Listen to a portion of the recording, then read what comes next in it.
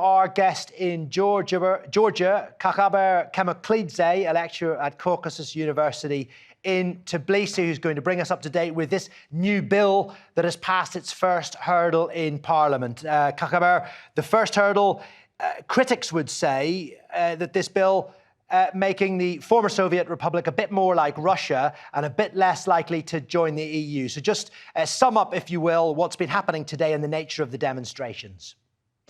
Thank you very much for having me indeed. Yes, definitely. Georgia has an aspiration to become the part of European Union. And in fact, we're waiting the candidate status right for the end of this year. And when this bill, the bill on so-called foreign agents, has been established, has been offered by the Georgian government, made really big turbulence within the Georgian society.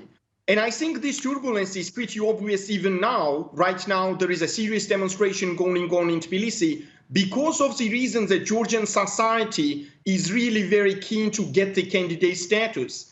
And we see that this bill will make this road longer and bumpier.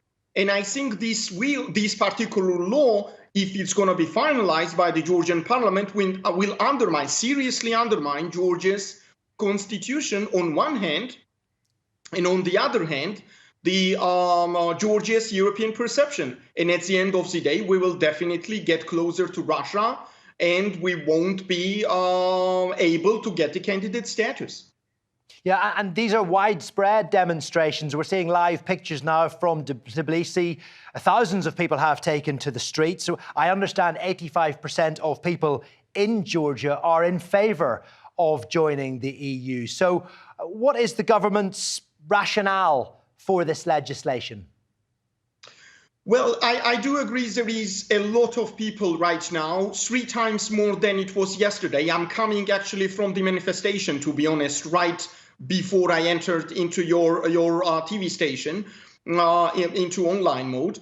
I think the Georgian government's motivation is directly undermined to get the candidate status. And I'm very sad to share this opinion, because there was no other rationale to introduce this particular law out of nowhere, out of sky, because there was no demand for the ordinary Georgians in this regard. No one in this country ever questioned the everyday, let's say, modus operandi of the NGOs, of the TV stations, of independent media, and etc. and etc. In fact, this is one of the core pillars for the Georgian society, Georgian democracy. So when this law has been introduced by the ruling party Georgian Dream from out of nowhere, it raised a lot of questions for the people at the same time who have never ever been actually keen to stand right in front of the parliament right now, or to take part into the manifestations, which was quite, let's say, which was happening quite often in Tbilisi in recent years. Yeah, I mean, and clearly there is plenty at stake, because critics of the bill, critics of the legislation would say it's Georgia's future that's at stake. It's not just about the law. So clearly plenty at stake for everybody that lives there. I just wonder, are some violent protests and clashes in Parliament, these appear to be a last resort. Is that surely the best way to restore Georgian democracy? Unfortunately, the clashes is happening right now, right at this very moment. And this is a really sad news, to be honest, because people gathered yesterday and today with one particular, let's say, goal and aim, that this law should not be accepted by the Georgian parliament for one very simple reason, by the way. This law is against the Georgian constitution. There is particular, let's say, article in Georgian constitution which actually forces the Georgian government and even the legislative apparatus of Georgia to do everything to make the country become a part of the European Union and become the part of the NATO.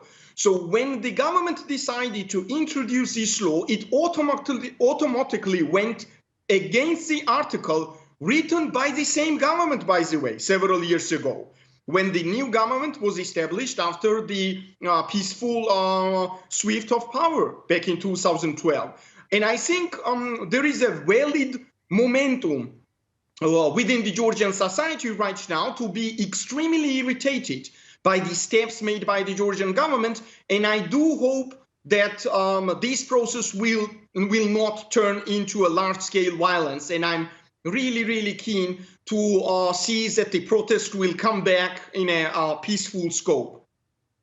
Well, Kakhaber, we really appreciate you putting us in the picture. It was worth re-establishing the line, so I'm delighted you were finally able to join us. Appreciate that. Thank you very much indeed. Pleasure is mine. Thank you very much.